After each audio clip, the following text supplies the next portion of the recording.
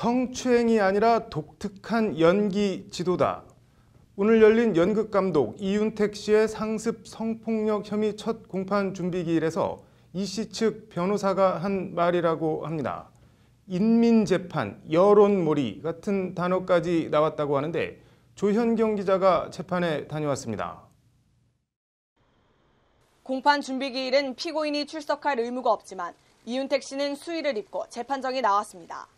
이 씨는 지난 1999년부터 2016년 12월까지 극단원 17명을 상대로 상습적인 성폭력을 저지른 혐의를 받고 있습니다.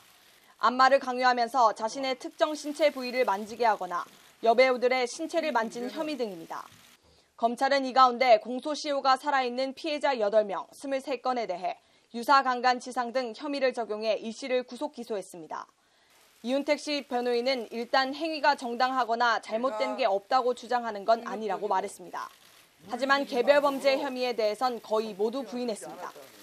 안마를 시키며 추행한 혐의에 대해선 오랜 합숙 훈련 중에 상당히 피곤해 안마를 한 것이다. 폭행, 협박이 있었거나 갑자기 손을 끌어당겼다는 건 사실이 아니다.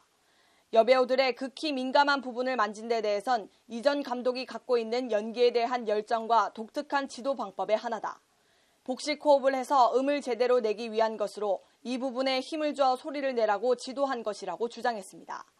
여배우 성폭행 혐의도 기억에 없다고 부인하며 이 부분에 대해선 피해자 증인 신문이 필요하다고 말했습니다. 이 씨 변호인은 그러면서 공소장에 피해자들의 실명이 아닌 가명이 기재된 것도 문제 삼았습니다. 이렇게 쓰면 누가 어떤 진술을 한 것인지 가늠할 수 없다.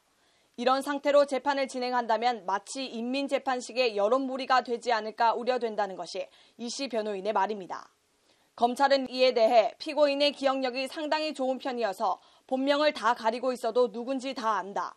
변호인도 이 부분을 알고 진행하라고 맞받았습니다. 공소장의 공소사실 행위를 보면 이윤택 씨 스스로 누구인지 다 안다는 취지입니다. 죄를 달게 받겠다던 이윤택 씨 측은 첫 공판 준비기일에 조목조목 자신의 권리를 주장하며 검찰과 대립각을 세웠습니다. 재판부는 다음 공판 준비기일을 오는 25일로 잡았습니다. 법률방송 조현경입니다.